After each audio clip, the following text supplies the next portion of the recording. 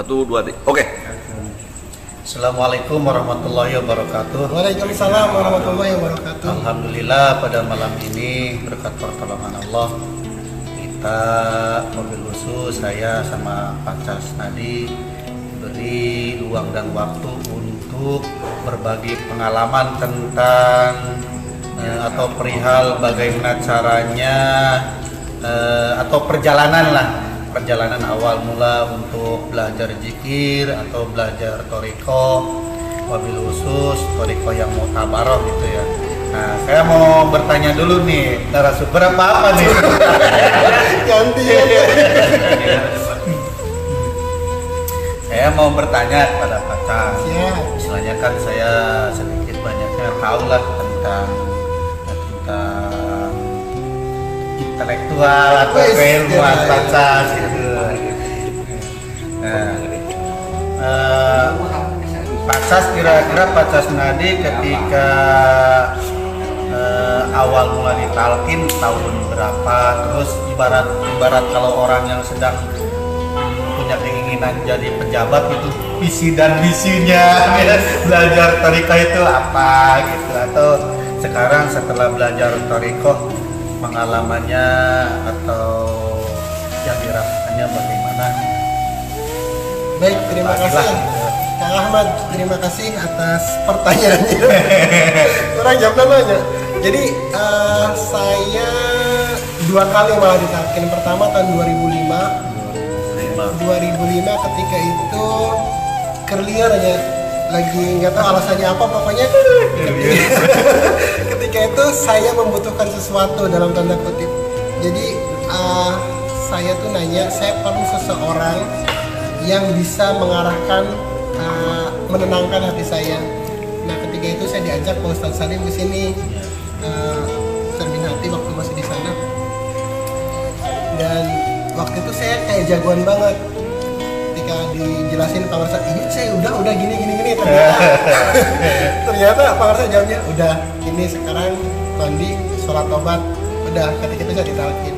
Udah tuh, nah itu saya amalkan udah berapa lama, dan dari situ saja keajaiban udah mulai muncul. Keajaiban artinya apa yang selama ini saya takutkan, apa yang selama ini saya gelisahkan, apa yang selama ini jadi pertanyaan saya terjawab dengan zikir itu, dengan amaliyah yang meskipun saya belum maksimal, tapi dengan zikir itu kebuka semua. Udah lengkap tuh, satu babak saya udah ikut zikir.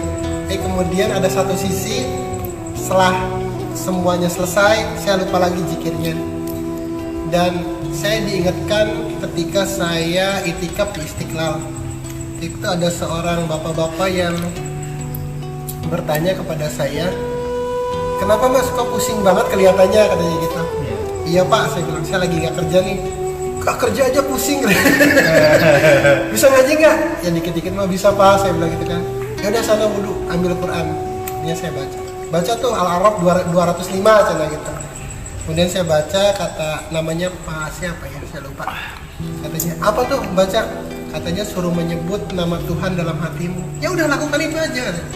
Jadi masalahnya mas, kata dia, bukan sampean tidak punya pengalaman, bukan sampean punya ijazah, bukan karena apa-apa, hati sampean yang nggak bener katanya. Jadi saya harus ngapain? Jadi saya harus ngapain pak? Benahi hatinya. Caranya itu yang tadi 205. Saya udah pak sama guru saya. Ya kamu yang salah, orang gurunya udah dikasih sama gurunya. Baru saya tersadar, akhirnya saya kembali lagi, oh ternyata apa yang diajarkan pengarasa itu yang selama ini saya tinggalkan, dalam tanda kutip ya, meskipun mengamalkan tapi nggak optimal. Jadi saya kembali mengamalkan, dan tahun 2000 berapa ya? Tahun 2010 saya kesini lagi diantar Pak Ustadz Gimin, dan itu pun nggak langsung ditalkin karena saya sebelumnya udah ditalkin. Ngedek-dek ya di sini tuh. Nggak tahu kenapa ketika pertama datang ke sini tuh saya nggak nyaman lah. Nah dari situ akhirnya saya ditalkin lagi di Masjid Miftahul Salam, dan ya itulah saya bersaksi bahwa dengan zikir ini banyak sekali keajaiban yang sama sekali kita tidak pernah pikirkan. Bahkan apa yang kejadian-kejadian yang saya alami itu pernah dituangkan dalam sebuah buku, judulnya tuh Apakah Tuhan Itu Ada? Ya. Karena ternyata bukan maksudnya mempertanyakan keberadaan Tuhan, tapi justru dengan zikir itu membuktikan Tuhan itu, Allah itu benar-benar ada gitu. Terasa gitu. Iya, terasa sekali. Hal yang paling apa, yang beberapa yang saya pernah ingat sampai sekarang itu adalah ketika saya persis lagi hotaman di sini, ada SMS dari rumah, perbekalan buat besok habis sama sekali nggak punya duit. Saya bilang waktu itu jawab iya, padahal saya nggak punya duit. Saya nggak punya duit, punya iya aja itu. Pulang dari sini, turun di depan kompleks jam 12 malam, teman tuh bilang, Mas dari mana? Dari tadi Mas, ada yang bisa saya bantu nggak? Itu temannya cuma kenal selewatan, tapi jam 12 malam nanyanya itu bukan apa, ada yang bisa saya bantu nggak? Jadi itulah salah satu keajaiban yang tidak pernah saya bayangkan, tidak pernah saya pikirkan, tapi ketika Allah berkehendak dengan wasilah zikir itu, kita terkoneksi dengan orang-orang baik gitu. Itulah salah satunya. Kemudian juga di pekerjaan ya alhamdulillah itu juga membantu saya untuk bisa stabil menghadapi kondisi di pekerjaan, kemudian juga di rumah tangga alhamdulillah. Dan yaitu seperti yang diajarkan pengersa di sini pun saya di tempat lain, bahwa apapun masalahnya bukan masalah selama hati kitanya bener gitu kan. Iya. Nah itu yang di sini hati kitanya, jadi masalahnya tuh di hati kita bukan di mana-mana. Masalah itu hati kitanya. Iya, stabilitas hati kita. Jadi itu yang luar biasa. Jadi apapun masalahnya, baik secara ekonomi, baik secara sosial, baik di kerjaan, selama hati kitanya nyaman, insya Allah akan nyaman. Itu benar sekali yang apa yang diajarkan pengurus itu. Nah, terus kan saya lama nih nggak berjumpa sama Pak Casnadi, terus dengar kan Pak Casnadi sering ditugaskan ke luar negeri. Nah, kalau boleh saya bertanya, di luar negeri juga itu ada pelajaran zikir atau tariqah? Barangkali Pak Casnadi bertemu dengan salah satu ikhwan di negara lain atau gimana, punya pengalaman nggak? Zikir Thariqah itu bukan hanya di Indonesia Purwakarta, saja. bukan hanya di Indonesia, Iya. di seluruh dunia ada, seluruh dunia ada. Dan yang salah satu keajaiban zikir itu, kita bisa dipertemukan dengan orang yang sefrekuensi dengan kita, meskipun kita nggak kenal. Ketika apa ya? Ketika kita bertemu udah kerasa gitu. Oh Iya. ini Iwan nih, Energinya gitu. energinya sama. Di Thailand pun saya pernah ketika saya mau ke sana, saya ada di sini udah disamperin kan, di Singapura ada disamperin gitu, padahal kami nggak pernah ketemu. Jadi apa ya, ketika kita disatukan dengan ilahi anta maksudnya itu, dengan niat yang sama, dengan frekuensi yang sama, ya kayak inilah, kayak siaran TV ketika nyatanya RCTI-nya nyambung KB, RCTI KB gitu kan. Jadi zikir ini bukan pelajaran baru, bukan ajaran baru, bukan hal baru, tapi hal yang memang sudah ada. Hanya kadang-kadang ada sebagian yang menutupinya, ada yang kadang-kadang malu mengakuinya, termasuk saya. Dulu saya apa ya, nggak, agak minder ketika ngaku orang Thariqah itu. Kalau sekarang gimana nih? Berani vulgar? Saya malah justru bangga karena saya mengenal Thariqah gitu. Apa yang salah dengan Thariqah kan? Jadi dengan penjelasan Kang Abbas kemarin, saya sangat jelas banget bahwa Thariqah ya adalah cara untuk mencapai kebersihan hati itu. Tanpa Thariqah kita tidak akan sampai ke situ gitu kan. Begitu kan. Luar biasa sekali ternyata setelah kita bertanya, apalagi Pak Casnadi tempat kerjanya sebagai seseorang yang punya jabatan gitu loh. Terus punya pengalaman ke luar negeri, ternyata di luar negeri juga banyak istilahnya orang-orang yang sudah mengamalkan thariqah. Terus setelah itu ibaratnya keinginan yang lebih jauh lagi tentang pelajaran thariqah ini, apa yang menjadi keinginan kuat dari Pak Casnadi? Satu-satunya keinginan saya tuh ingin ngamalin tariko dengan benar. Dengan istiqomah. Dengan gitu ya. istiqomah. Kemarin nanya ke Kang Abah, kumaha rumusna? Allahumma paksakan. Jadi benar. Awalnya mungkin dipaksa. Jadi kayak kita nyetater mobilnya kayaknya kadang-kadang kan harus dipaksa dulu gitu. Atau mengendarai sepeda harus dipaksa dulu. Tapi kemudian jangan terus-terusan dipaksa kan. Ada hal-hal yang kemudian mendorong kita untuk bisa auto masuk ke zikir itu. Apa ya tujuan zikir apa sih? Jadi saya bisa menjawab banyak pertanyaan dengan amalia zikir ini gitu, tanpa harus membaca buku gitu kan. Dan zikir itu apa ya? Apa ini? Nyaman. Ya tadi kata Kang Dadang, pertama nyaman, tapi nyaman itulah kemudian jadi energi dasar untuk kita berbuat sesuatu. Ya. Kalau kata dulu ada yang pernah ceramah sih, dari energi yang nyaman itu kemudian bisa jadi cipta karya, cipta rasa, cipta berbagai macam cipta gitu. Kita bisa arahkan energi zikir ini untuk sesuatu yang lebih nyata dalam hal apapun, dalam pekerjaan, dalam kehidupan sehari-hari, dalam rumah tangga, dalam bersosialisasi. Itu kita bisa mengaplikasikan nilai-nilai zikir ini dalam berbagai hal kehidupan, karena memang zikir itu ya ruh kehidupan itu sendiri gitu.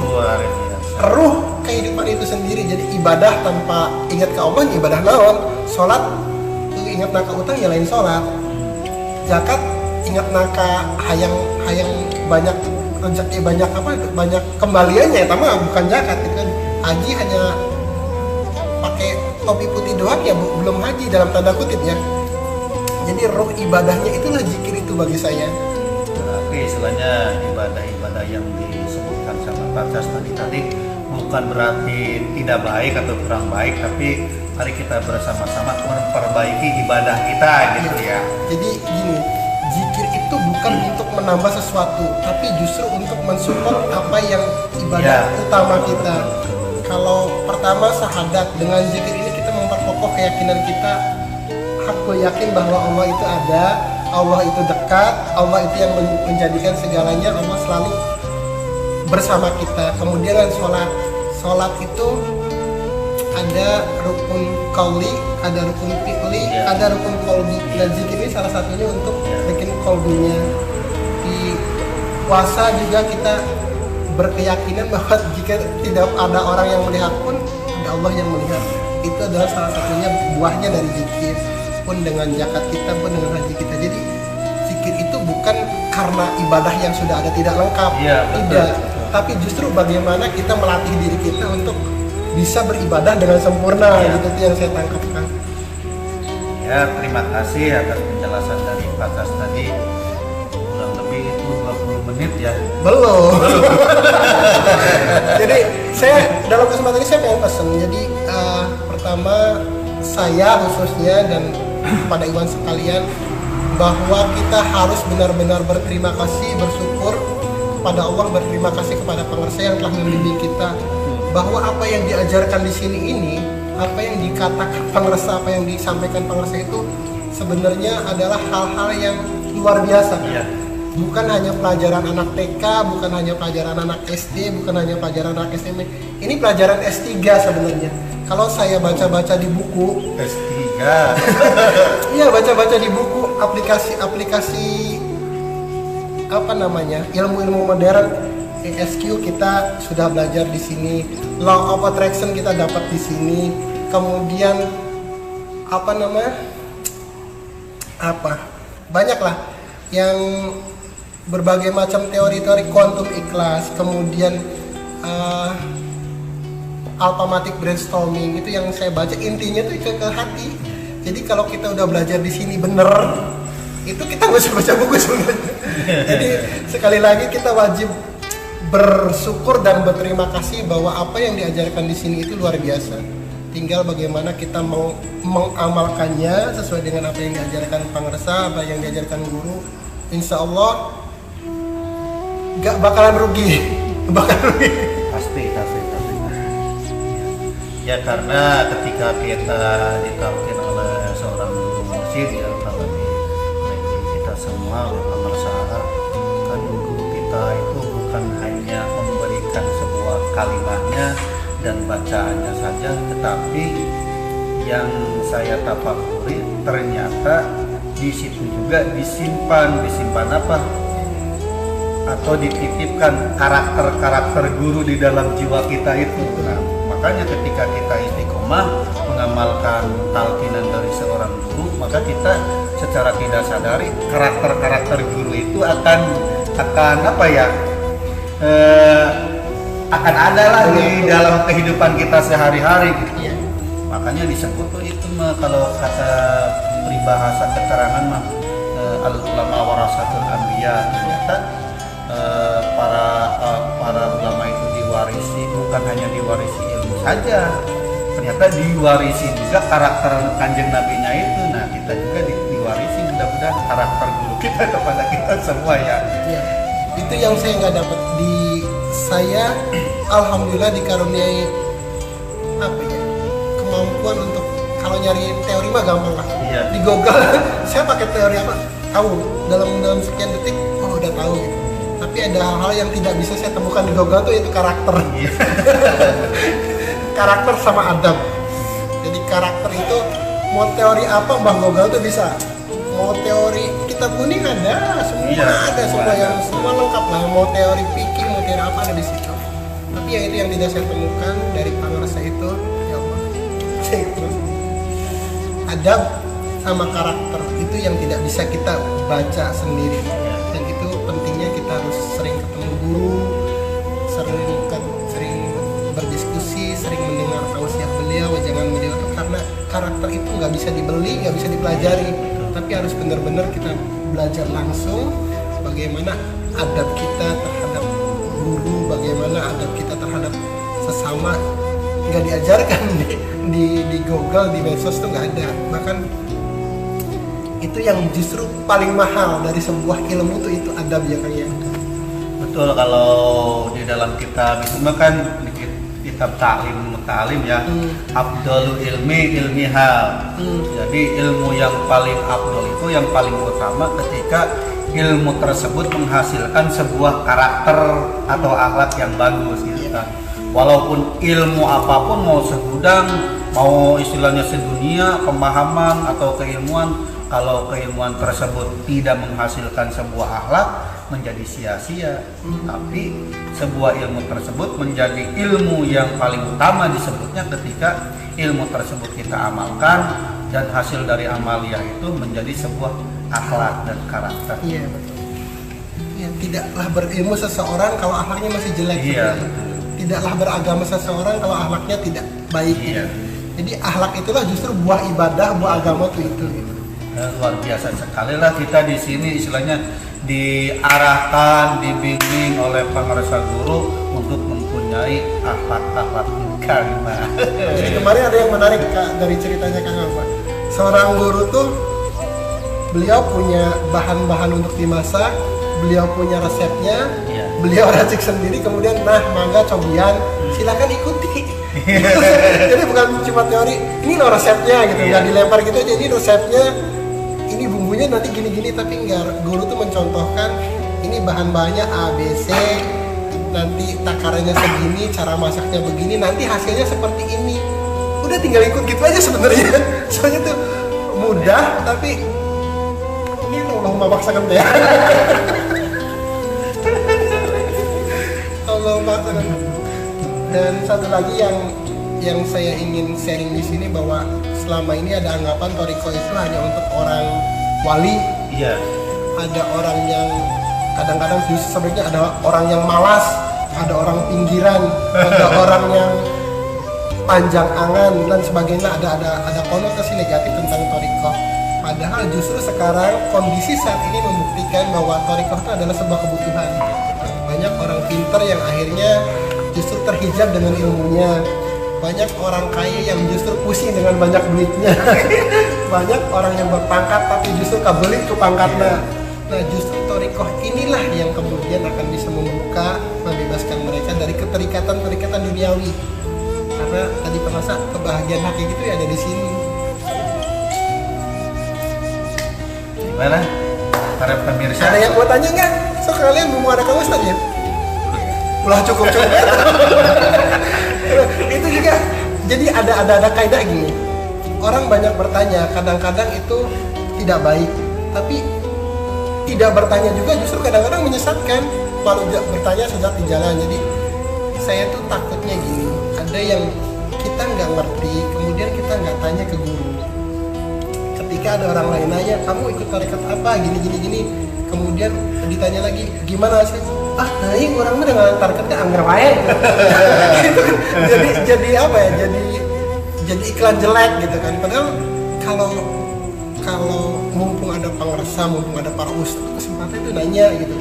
Jadi mungkin harus dibudayakan di sini, di kita ini, kalau ada ustadz-ustadznya, ayo nanya orang teh, jangan ngobrol sendiri. Kalau Kang ngomongan yang nggak ada hubungannya dengan pelajaran di sini. Jadi kata Kang Abah kemarin ini, kalau ke Pleret ya mungkin dapat oleh-oleh naon gitu ya. Oleh-oleh celengan. Kalau ke Cirebon ya dapat empal gentong gitu ya. Ini mah yang dibahas empal gentong nyaritakan ondel-ondel kan tuh nyambung. Jadi harusnya dalam hemat saya tuh kalau kesini itu harus bawa oleh-oleh gitu. Iya. Yang tadi Pak saya bilang juga kan, ayo ngerti enggak nih biar ada oleh-oleh dari sini. Itu sebenarnya peluang kita untuk mendapatkan sesuatu dari guru gitu. Betapa ruginya orang yang tidak punya guru, dan lebih rugi lagi udah ketemu guru nggak dapat apa-apa. Gitu. Baik, ada lagi? Ya, cukup dulu ya. Pemirsa, Iwan Allah rahimahullah, sahabat sejati yang sering digunakan oleh Pak Casnadi. Alhamdulillah, bincang-bincang dengan Pak Casnadi pada malam hari ini berjalan dengan lancar. Mudah-mudahan apa yang disampaikan oleh Pak Casnadi menjadi sebuah wawasan atau menambah pengetahuan bagi kita semua, dan mudah-mudahan kedepannya kita semua lebih istiqomah lagi mengamalkan ilmu atau amaliyah yang sudah diberikan oleh guru. Amin. Amin. Assalamualaikum warahmatullahi wabarakatuh. Waalaikumsalam.